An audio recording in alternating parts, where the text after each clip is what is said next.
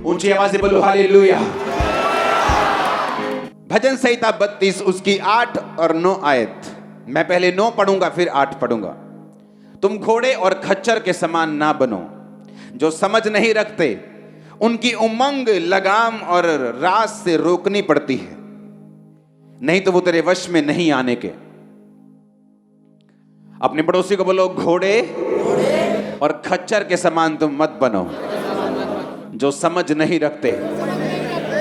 परमेश्वर कहता उनकी जो उमंग है वो लगाम के साथ क्या करनी पड़ती है, रोकनी पड़ती है। और यीशु मसीह ने कहा तुम घोड़े और खच्चर के समान मत बनो। इससे पहले कि आपका ले हैंड हो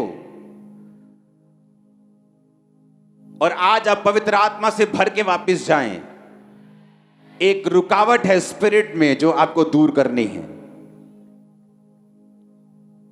और यह वचन आपकी हेल्प करेगा उस रुकावट को फिनिश करने के लिए। एक रास्ता है जो परमेश्वर ने आपके लिए ठहराया है, एक वो रास्ता जो आपके लिए अनॉइंट किया गया है, वो मंजिल जो परमेश्वर ने आपके लिए रखी है, और उस मंजिल तक पहुंचने के लिए एक रास्ता है जो आपके लिए ठहराया गया है। और वो रास्ता हर एक बंदे के लिए उसका तरीका अलग अलग है। रास्ता जीसस क्राइस्ट ही है, लेकिन जीसस क्राइस्ट ने, बाइबल कहती है, आप सबको अलग अलग मर्जी के साथ और अलग अलग योजना के साथ अपने पास बुलाया है। बाइबल कहती, परमेश्वर ने कहा तुम घोड़े और खच्चर के समान मत बनो जिनकी उमंग को लगाम के साथ रोकना पड़ता है। अपने पड़ोसी को बोलो घोड़े के समान खच्चर के समान नहीं बनना। आमीन। यहोवा परमेश्वर ने कहा योना नबी उठ और जाके नीनवे को जा और वहां पर जाकर लोगों को प्रीच कर और बता, और मेरा रास्ता मेरे वचन उन्हें बता क्योंकि मैं उनको नाश करने वाला हूं।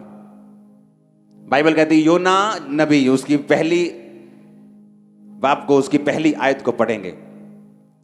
उसने कहा जाकर नीनवे को जा और उसके विरुद्ध प्रचार कर क्योंकि उसकी बुराई मेरी दृष्टि में बढ़ गई है। परंतु योना यहोवा के सम्मुख से तरशीश को भाग जाने के लिए उठा और यापो नगर को जाकर तरशीश जाने वाला एक जहाज पाया और भाड़ा देकर उस पर चढ़ गया और उसके साथ होकर यहोवा के सम्मुख से, ताकि वो तरशीश को चला जाए। अगर परमेश्वर ने उसे गुजरात जाने के लिए बोला तो वो मेघालय जाने की तैयारी कर रहा था। अगर कश्मीर जाने के लिए परमेश्वर ने बोला तो वो कन्याकुमारी जाने की तैयारी कर रहा था।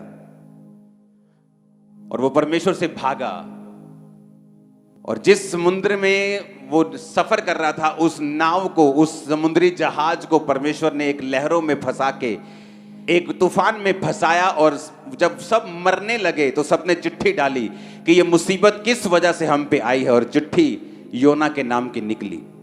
योना को उठाया गया, वो सो रहा था, कि तेरे नाम पे चिट्ठी निकली है, क्या बात है। उसने बताया कि मैं यहोवा के सम्मुख से भाग आया हूं। परमेश्वर ने तो मुझे कहीं और जाने के लिए बोला था, लेकिन मैंने परमेश्वर की आवाज को नहीं सुना और मैं प्रभु के सामने से भाग आया हूं।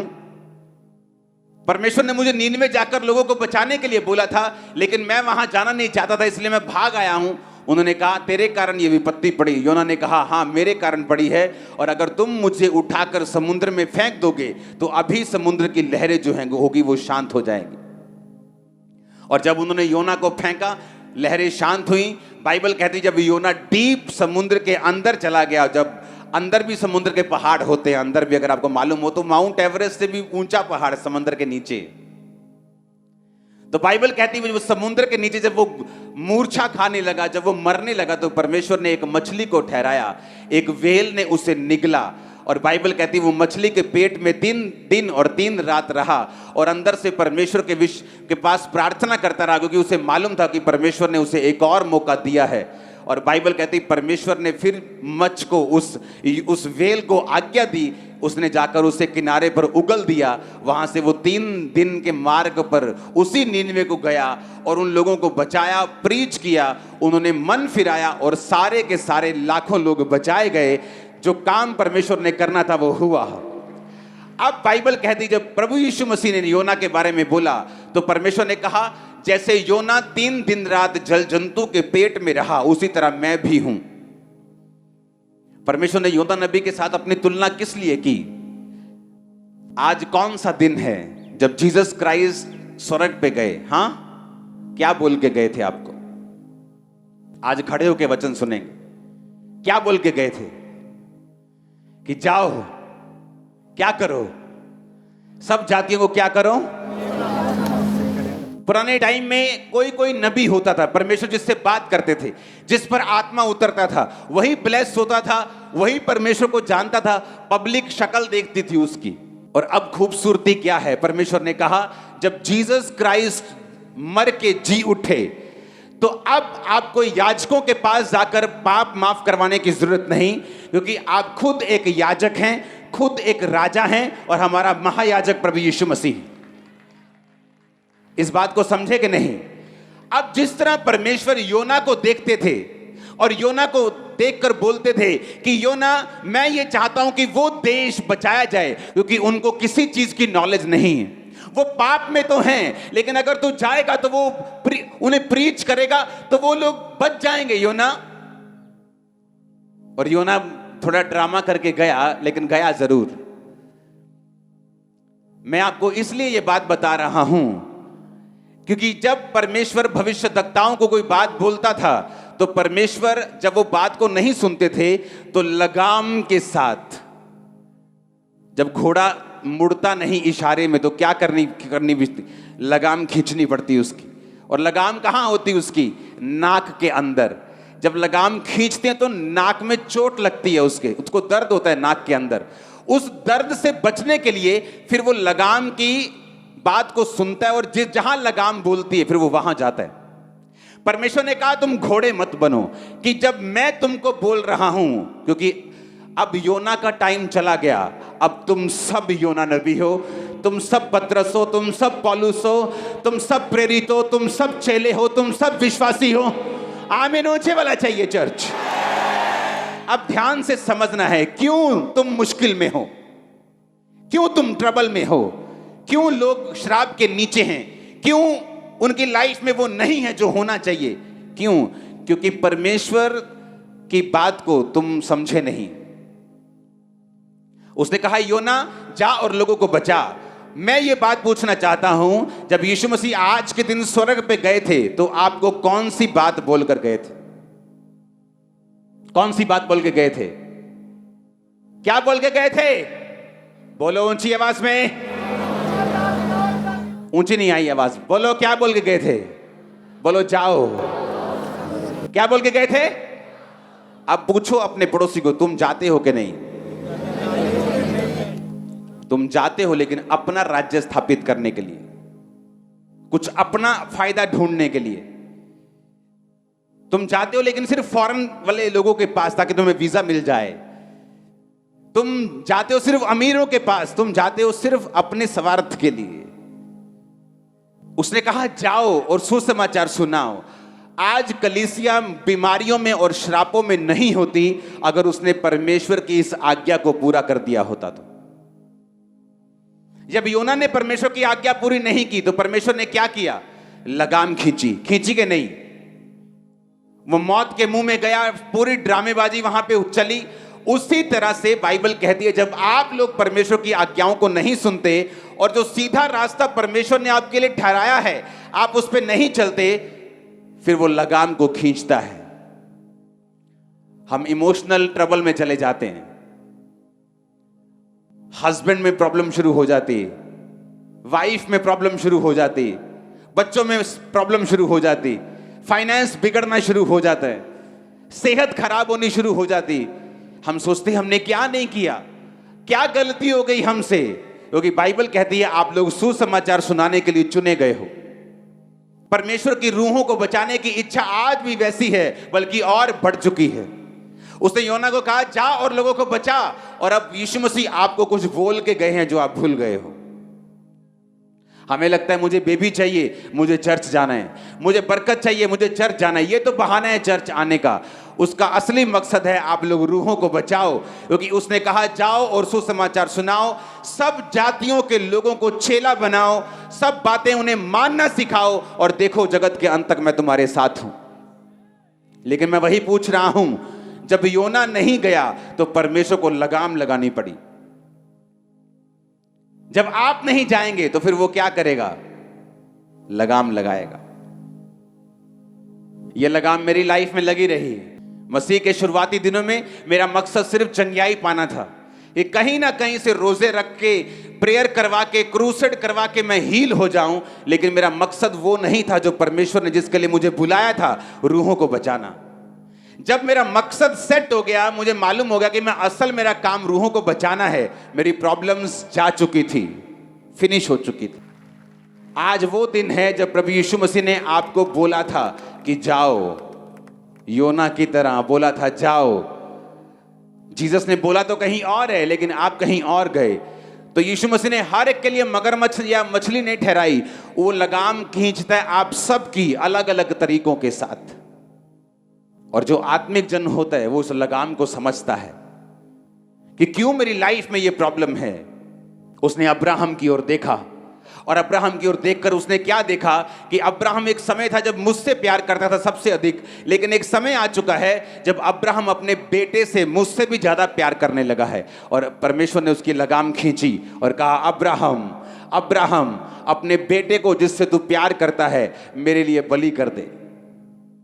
अब परमेश्वर इंसानों की बलि नहीं लेता था, लेकिन अब्राहम फिर भी उसको बिठाकर बलि करने के लिए चला। और जब वो चलता जा रहा था एक एक कदम, उसका प्यार उसके लिए खत्म होता जा रहा था और परमेश्वर का प्यार वापिस आता जा रहा था। जब ये प्यार वापिस आ गया परमेश्वर की लगाम खींचने से, और वो लड़का चढ़ाने लगा बलि, तो परमेश्वर ने कहा, रुक जा, अब मैं जान चुका हूं तुम मुझसे प्यार करता है। हालेलुया। आप किससे प्यार करते हैं? अपने बिजनेस से? आपका बिजनेस फिर डेंजर पोजीशन में आ जाएगा एक दिन। अपनी वाइफ से, प्रभु से भी ज्यादा, अपने हस्बैंड से, अपने बच्चों से, अपने फाइनेंस से, अपने शरीर से, समाज से, अपनी पोजीशन से, अपनी इज्जत से। परमेश्वर के सामने किसी भी चीज को मत रखना, नहीं तो परमेश्वर लगाम खींचेगा और लगाम खींच के फिर आपको सीधा करेगा। और अगर आप सीधे सीधे अच्छे घोड़े की तरह चलते जाएंगे, वो आपकी लगाम नहीं खींचेगा। आप सीधा सीधा चलते जाएंगे, आप वही वही रास्ता फॉलो करते जाएंगे जहां जीसस ने आपको जाने के लिए बोला है। आप सुसमाचार को सुनाएंगे, आप डरेंगे नहीं, घबराएंगे नहीं। अपने माता पिता, भाई बहन, अपने बच्चे, अपना कारोबार, अपना शरीर, अपने लोगों से अधिक प्रभु से प्यार करेंगे। आप सीधा चलते जाएंगे, उसको लगाम खींचने की जरूरत नहीं पड़ेगी। पौलुस की परमेश्वर ने लगाम खींची। पौलुस के पास इतना रेवलेशन आ गया कि अपनी रेवलेशन से वो भूल ना जाए। परमेश्वर ने उसको शैतान उसके पीछे लगा दिया, उसको मुक्के मारे, यानी कोई शारीरिक कष्ट पौलुस को था। जो उसने कहा, प्रभु ये शारीरिक कष्ट मेरे लिए क्यों है? परमेश्वर ने कहा, मेरा अनुग्रह ही तेरे लिए काफी है, मेरी सामर्थ निर्बलता में सिद्ध होती है। अब मैं इस निर्बलता में तुम्हें बढ़ाऊंगा, बस चलते जाना, आगे बढ़ते जाना। हालेलुया। परमेश्वर आपको इन पंगों में कई बार लेके जाता है ताकि आपको ये चीजें समझा सके, आपको ये बता सके। चर्च में अगर 3-4 लाख मेंबर हैं, 4 के 4 लाख लोग सुसमाचार सुनाने वाले होने चाहिए। नहीं तो मुश्किल किसको है? उन्हीं लोगों को, क्योंकि वो नहीं समझे कि क्राइस्ट में उनका जन्म किस लिए हुआ है। पहले नबी होते थे, नबियों को परमेश्वर बोलता था, मूसा को बोलता था, नबियों को बोलता, जाओ ये काम करो। जी उठने के बाद परमेश्वर ने कहा, अब तुम मेरे याजक हो, तुम मेरे राजा हो, तुम मेरे लोग हो, तुम मेरे भाई हो, तुम मेरे सहकर्मी हो, तुम मेरे बच्चे हो, जाओ और सुसमाचार सुनाओ। तुमको कहा खुदा ने, तुमको तुमको तुमको कहा खुदा ने। आमीन। स्वर्गदूत आया जकरिया के पास, कहता है, जकरिया तेरी प्रार्थना सुन ली गई है, बुढ़ापे में तेरे बेटा होगा, तेरी पत्नी जो बांझ कहलाती है वो पुत्र जनेगी, उसका नाम यूहन्ना रखना। उसने कहा, ये कैसे हो सकता है, वो बूढ़ी हो चुकी है। लूका 1:19। स्वर्गदूत ने उसको उत्तर दिया, मैं जिब्राइल हूं जो परमेश्वर के सामने खड़ा रहता हूं, तुझसे बातें करने और सुसमाचार सुनाने को भेजा गया हूं। देख, जिस दिन तक ये बातें पूरी नहीं होंगी तू गूंगा रहेगा और बोल नहीं सकेगा, क्योंकि इसलिए कि तूने मेरी बातों की जो समय पर पूरी होंगी विश्वास नहीं किया। परमेश्वर ने बताया, जकरिया ये सीधा सीधा रास्ता है चलने का इधर। कहता, नहीं नहीं नहीं, ये हो ही नहीं सकता, मेरी तो पत्नी बहुत बूढ़ी है और मैं बड़ा बूढ़ा हूं, हम तो बच्चा हो ही नहीं। अब स्वर्गदूत कहता, अब तू गूंगा रहेगा, क्योंकि मुझे तेरी लगाम खींचनी पड़ेगी ताकि तू बोल बोल करके मेरे हो नहीं सकता कहीं सचमुच अपनी पत्नी को बांझ ना कर दे, इसलिए तेरी लगाम को मैं खींचूंगा और तेरा मुंह बंद रखूंगा ताकि तेरे बच्चा हो जाए। और जब बच्चा हो गया, उसका नाम यूहन्ना उसने लिख के दे दिया, उसकी जुबान खुल गई। हालेलुया। अब यह फैसला आप लोगों को करना है कि लगाम खिंचवा के परमेश्वर का काम करना है कि सीधे सीधे करना है। हालेलुया। क्योंकि परमेश्वर ने कहा मैं तुम्हें बरकत देना चाहता हूं। आप ही की प्रेयर है मुझे बरकत मिले, आप ही की प्रार्थना है मैं छुटकारा पाऊं, आप ही की प्रेयर है मैं आगे बढ़ूं, मेरा परिवार ब्लेस हो, मेरे बच्चे ब्लेस हो। तो परमेश्वर ने वायदा किया है, जब तू बोएगा तू काटेगा, जब तू लोगों को बचाएगा मैं तेरे परिवार को बचाऊंगा, जब तू सुसमाचार सुनाएगा मैं तुम्हें उत्तम दाख दूंगा, उत्तम तेल दूंगा, उत्तम घराना दूंगा, सब कुछ तेरी लाइफ में उत्तम दूंगा। जो तू मांग रहा है, तुझे मेरी सेवा करनी होगी, तुम्हें याजक बनना होगा। हालेलुया। जब एक व्यक्ति कहीं दूर जाने को होता है, फ्लाइट पकड़नी है, ट्रेन पकड़नी है, और उसका बड़ा करीबी उसके पास आया और ट्रेन चल पड़ी, तो उसको मालूम है कि अब ज्यादा बातें करने का टाइम नहीं, वो बड़ी इंपॉर्टेंट बातें उसको याद करवाते हैं कि ये काम कर लेना, ये काम जरूर करना, ये काम बहुत जरूरी है। जब जीसस क्राइस्ट स्वर्ग पे चढ़ रहे थे तो वो लाखों बातें बता सकते थे, लेकिन उन्होंने मोस्ट इंपॉर्टेंट बात आपको बोली, जाओ और सुसमाचार सुनाओ, सब जातियों के लोगों को चेला बनाओ, किसी का मुंह देखकर मत डरो, उन्हें बताओ जीसस क्राइस्ट धर्म और जात को बदलने नहीं आए, जीवन बदलने के लिए आए। लोग बदलेंगे, तुम ब्लेस हो गए यीशु के नाम में। Hallelujah, hallelujah.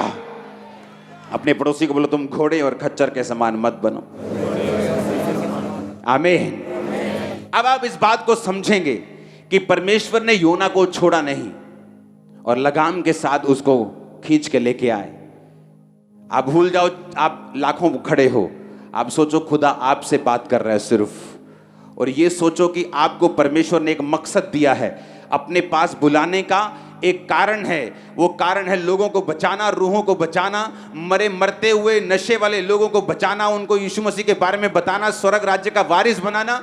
ये आपका मकसद है। आज के आप नबी हैं, आप आज के याजक हैं, आज के आप विश्वासी हैं, आज के पास्टर हैं, आज के प्रेरित हैं। आमीन। अब ये सोच लो कि आपको लगाम के साथ चलना है कि आपको सीधा चलना है। 3 तरह की सिचुएशन होती।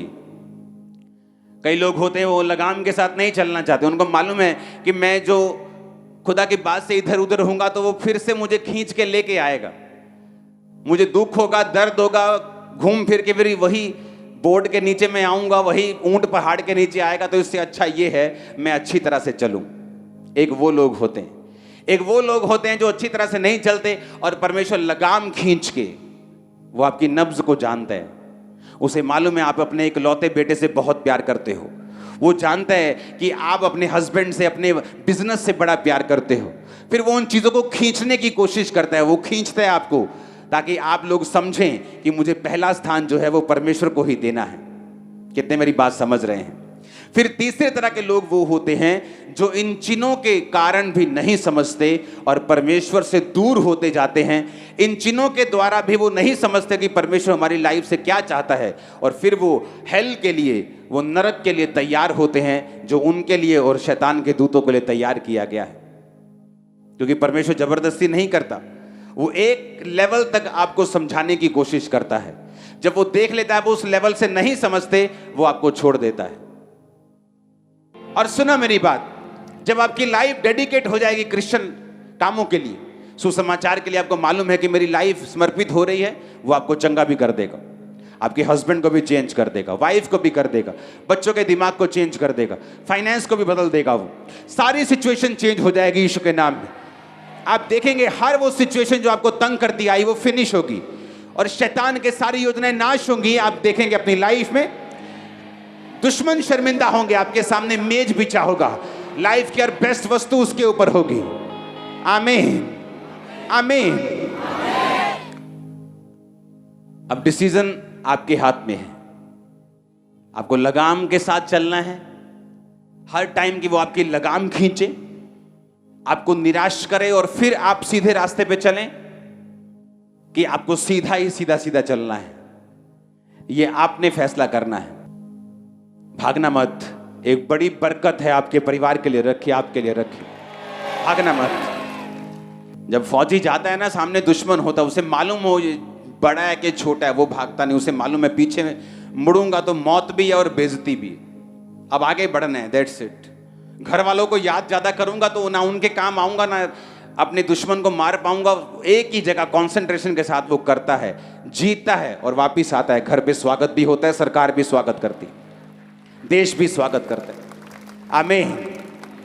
जो आत्मिक सेंसिटिव लोग हैं, जो समझदार लोग हैं, वो समझ जाते हैं कि मेरी लाइफ में यहां पर परमेश्वर ने लगाम खींची है, मेरी लाइफ में यहां पर परमेश्वर ने मुझे मुक्का मारा है, मेरी लाइफ में यहां पर परमेश्वर ने ये काम किया है, तो मुझे क्या करना है। आमीन। आपको सीधे होके चलना है। उसने आपको खास मकसद के लिए बुलाया है। बेस्ट पार्टनर्स, बेस्ट लोग आपकी लाइफ में आने का इंतजार कर रहे हैं। आप जैसे इस रास्ते पे चल पड़ेंगे, बाइबल कहती है कि परमेश्वर के मार्गों में उत्तम पदार्थ पाए जाते हैं। आप देखते हैं लोगों की मैरिज, सारी उम्र सेटिंग नहीं होती उनकी, रोज छित्तर पनीर की रोटी खाते हैं वो, जिसमें छित्तर भी होते हैं और पनीर भी होते हैं। दोनों तरह की रोटी होती, छित्तर भी होते हैं, साथ साथ पनीर भी होता है। क्योंकि वो जो मैरिज पार्टनर है, उन्होंने परमेश्वर के रास्तों पर चलकर नहीं पाया है। और परमेश्वर ने कहा मेरे मार्गों में उत्तम पदार्थ पाए जाते हैं। जब तुम मेरे मार्ग पे चलेगा तो उत्तम पदार्थ तुम्हें मिलेंगे। तुम्हें पार्टनर उत्तम मिलेगा, बिजनेस उत्तम, देश उत्तम, फाइनेंस उत्तम, चर्च उत्तम, बच्चे, हस्बैंड, वाइफ, सब कुछ उत्तम।